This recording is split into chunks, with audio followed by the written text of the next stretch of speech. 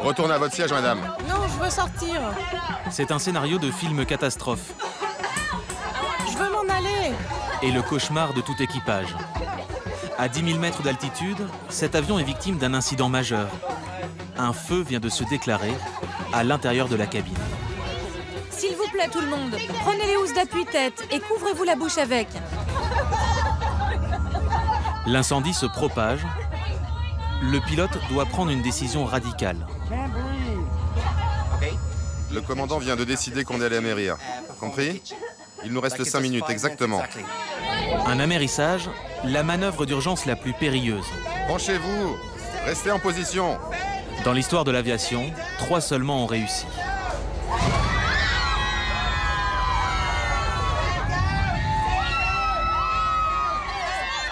Il y a de l'eau dehors. L'avion s'enfonce dans l'océan Pacifique. C'est la fin.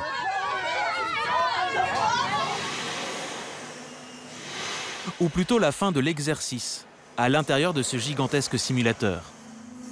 Il se trouve dans l'école d'aviation de la plus grande compagnie aérienne du monde, Emirates, l'une des rares à faire des bénéfices et à avoir des plans d'embauche. L'école, c'est cet immense bâtiment en forme d'avion, en plein cœur de Dubaï.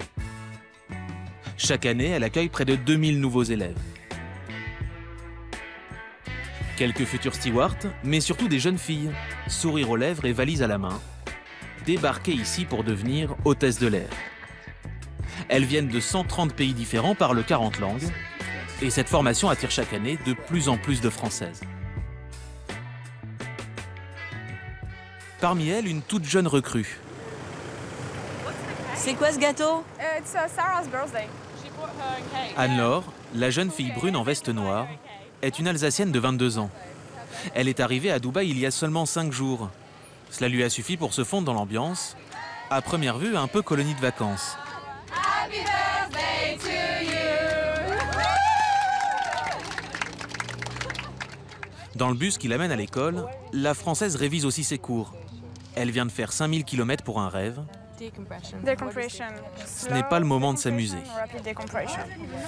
Reaction. For the slow one, you only move passenger away from area. Anne-Laure a voulu devenir hôtesse de l'air alors qu'elle était encore toute petite. Moi, je les admirais parce qu'elles passent, elles sont belles, et c'est elles qui, dans l'avion, voilà, nous on est assis, elles sont au-dessus de nous, donc c'est impressionnant, surtout quand on est petit. Je me rappelle d'un jour précis, on voyait les hôtesses de l'air défiler dans l'aéroport et ce jour-là, ma maman et mon cousin m'ont dit, franchement, on devrait vraiment faire ce métier. Maman ne s'était pas trompée. En juillet dernier, Anne-Laure participe avec 200 autres jeunes filles à une opération de recrutement à Paris. Après 3 jours d'entretien, elle fait partie des 15 sélectionnés. 4 mois plus tard, la voici étudiante à l'école des hôtesses de l'air. What time is it? La formation dure 8 semaines. Pour l'intégrer, il faut avoir le bac. Comme toutes les hôtesses à travers le monde, Anne-Laure commence par des cours théoriques. La Bible, c'est ce gros livre rouge. 500 pages sur les mesures de sécurité, à apprendre par cœur. On a tout l'équipement d'urgence, les extincteurs qu'il y a dans l'avion, détecteurs de fumée, tout ce qu'on va devoir vérifier avant que les passagers ne rentrent dans l'avion. C'est tout ce qu'on fait quand les passagers ne sont pas là. Donc c'est ce qu'ils ne voient pas, en fait, et c'est le plus important du travail. Et pas question de faire des impasses.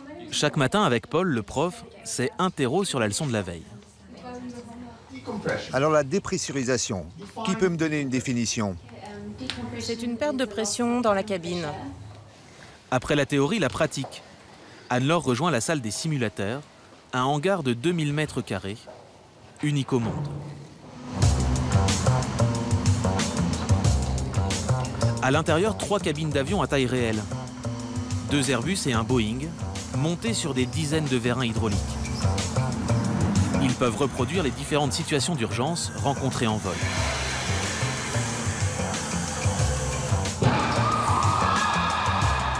Il y a même une piscine pour simuler les amérissages. L'eau est à 19 degrés car plus chaude, ce serait tricher. L'ensemble a coûté 20 millions d'euros. Tous les étudiants y passent plusieurs heures par jour. Anne-Laure et ses camarades rejoignent ce matin le Boeing pour un cours grandeur nature sur la dépressurisation. Il y a 4 professeurs pour 15 élèves. Tous sont des anciens stewards ou hôtesses.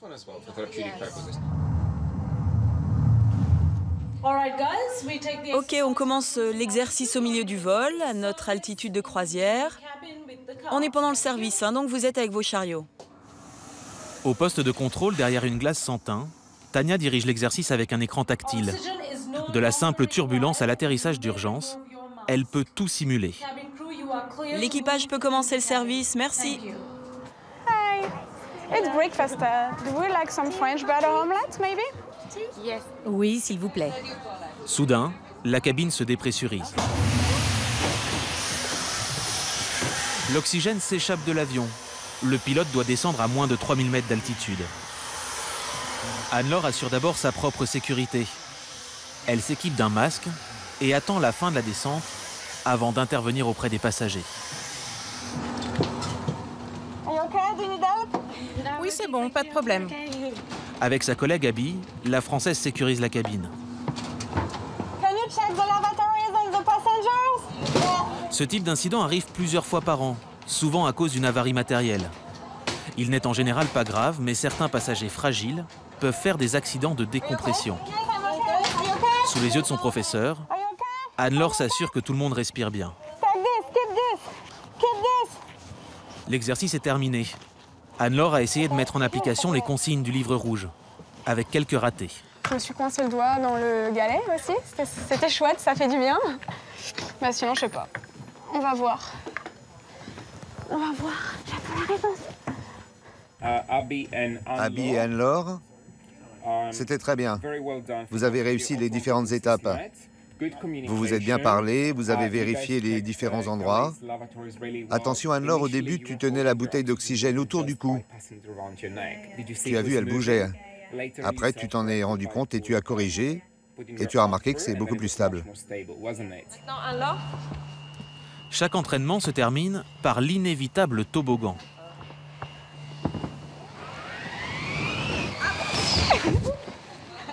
Tout au long de leur carrière, les hôtesses devront effectuer un exercice d'évacuation 1 fois par an minimum. C'est obligatoire et apparemment on prend vite goût aux glissades. Trop marrant. C'est impressionnant, je pensais pas que c'était aussi pentu. Mais pas de deuxième tour possible.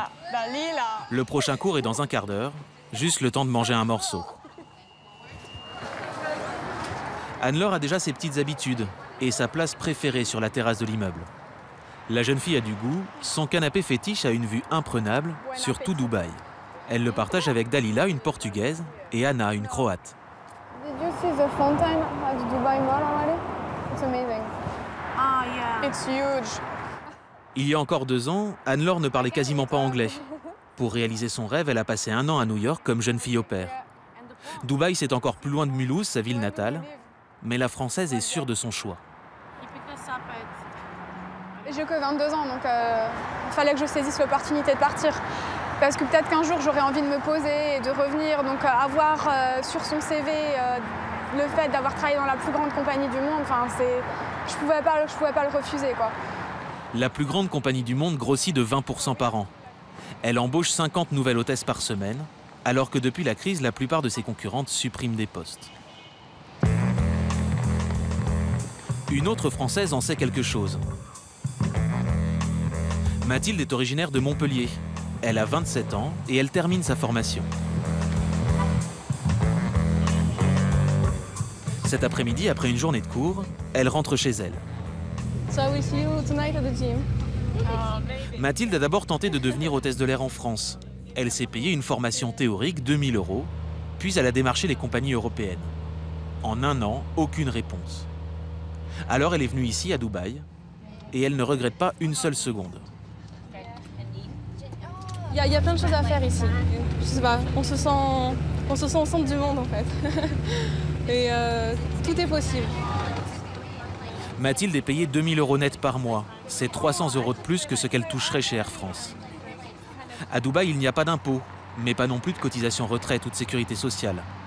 En revanche, la Française peut se faire soigner gratuitement dans une des 2 cliniques de la compagnie. qui lui paye aussi son appartement. 80 mètres carrés qu'elle partage avec une autre hôtesse de l'air, une Moldave, en ce moment en vol.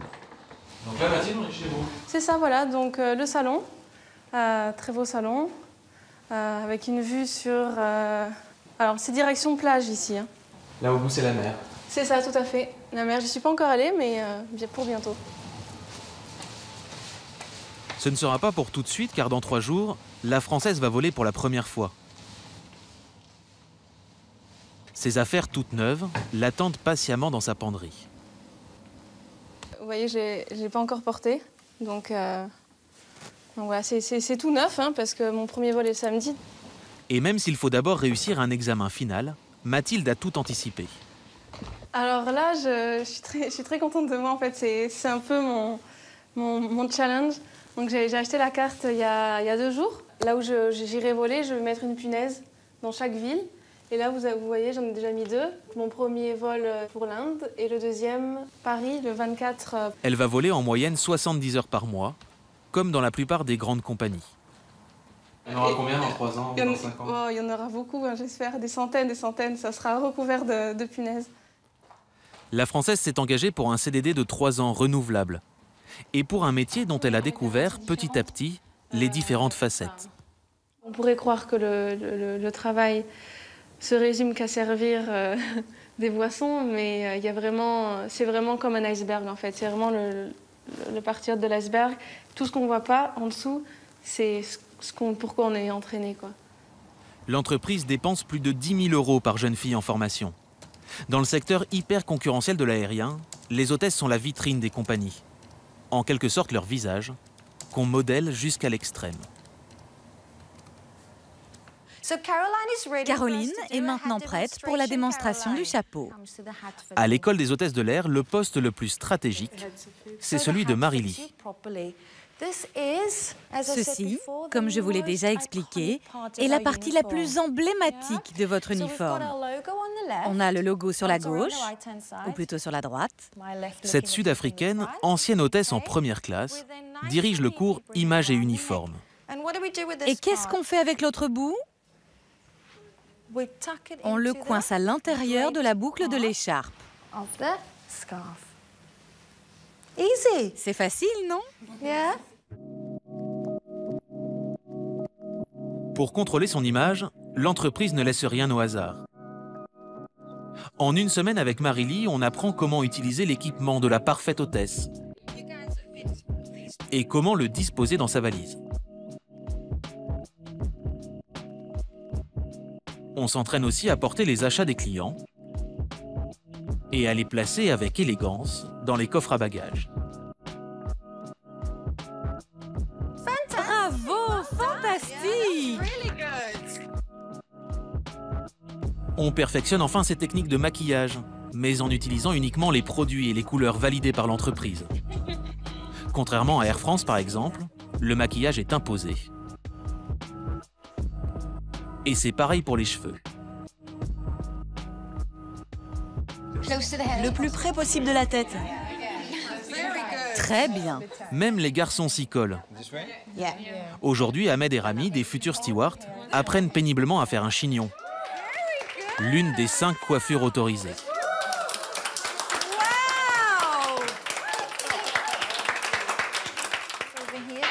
À la fin du cours, Marily passe son effectif en revue. La montre est parfaite.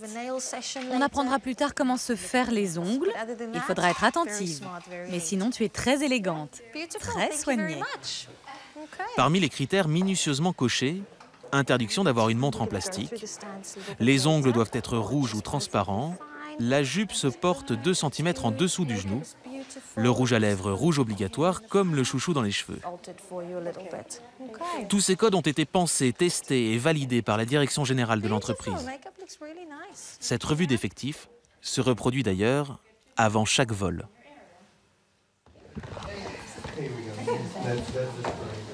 Les ongles, très bien. La coiffure aussi. C'est le dernier jour de classe de Mathilde. La formation s'achève par un examen. Il va avoir lieu dans cet autre simulateur. Celui-là ne bouge pas. Il est réservé au service en vol. L'exercice va durer 3 heures et ressembler à un vrai vol entre Dubaï et Sydney. Si Mathilde échoue, sa première mission peut être reportée, le temps de repasser l'examen. C'est un peu stressant comme exercice? Une situation comme ça? Ouais, ça parle plus que d'être dans la classe, donc c'est réel. Oui. Bonjour, bienvenue à bord, comment allez-vous? Et pour faire encore plus vrai, les élèves qui ne sont pas notés deviennent des passagers. Vous avez votre carte d'embarquement? Mesdames et messieurs, mon nom est Yann Leslie et je serai votre commandant de bord pour ce vol en direction de Sydney. Notre vol va durer 15 heures et 50 minutes. Merci et bon voyage.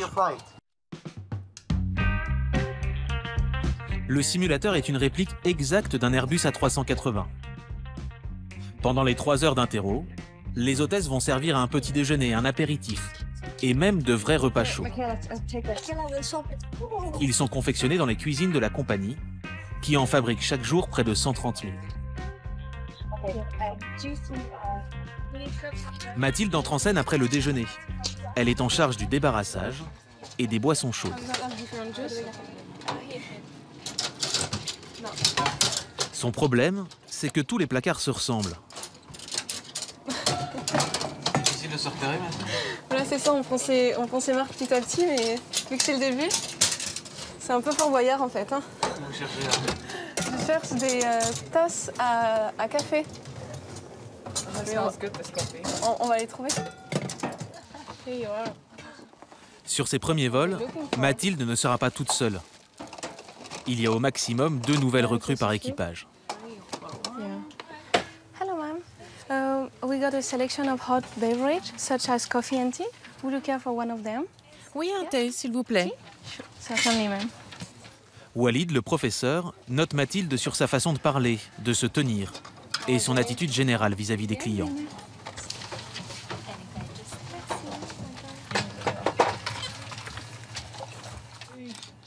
Une heure plus tard, Mathilde et ses collègues ont toutes réussi leur examen.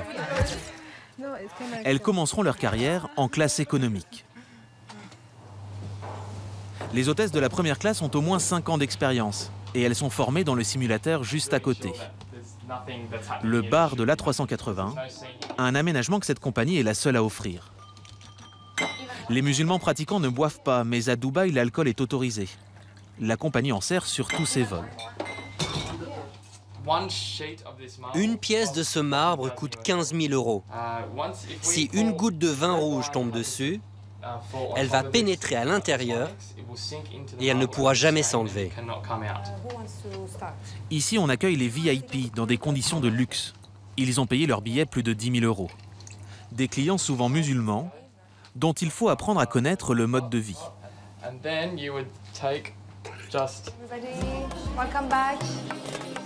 Dans le bâtiment, une des salles de cours possède une déco inhabituelle.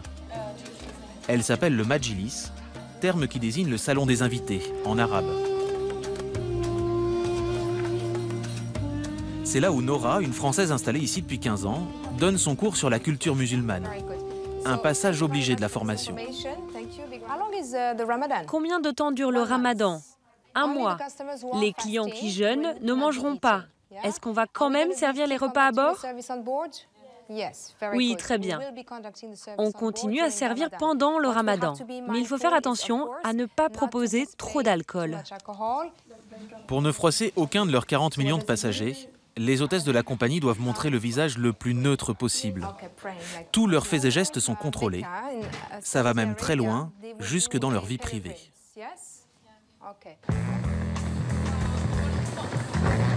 Home, sweet home. En attendant que la compagnie lui trouve un appartement, Anne-Laure habite pour le moment à l'hôtel. Smells good. Oui, je fais des pâtes aux aubergines. Tu aimes ça? No pasta and ketchup. Elle partage une suite avec Federica, une Italienne. Toutes les deux savent qu'une fois dans leur appartement, elles auront interdiction de rentrer après 1 h du matin ou de recevoir un homme chez elles passé cet horaire. La compagnie les surveille grâce aux gardiens d'immeubles. Je savais qu'il y avait des restrictions, qu'il y avait une partie de sa vie personnelle qu'il fallait être prêt à mettre de côté, parce qu'on est là pour le boulot. Et je me suis dit, voilà, j'ai été prise dans cette compagnie-là, j'ai que 22 ans. Je peux encore me permettre de mettre ma vie personnelle, les copains, machin, de côté pendant, 3 ans. Car à la fin de son premier contrat, Anne-Laure pourra prendre un appartement à elle et avoir une vie privée. En attendant, elle passe ses soirées sur Skype à parler à ses proches. Oui, on a fait. En ligne, sa petite sœur, aide-soignante à Mulhouse. Des gants, des lunettes. On apprend les turbulences, on apprend quand il y a de la décompression dans l'avion, on apprend à utiliser les toboggans. Sur les 2000 hôtesses et stewards qui passent par l'école chaque année, 90% vont au bout de leur contrat de 3 ans. Ciao.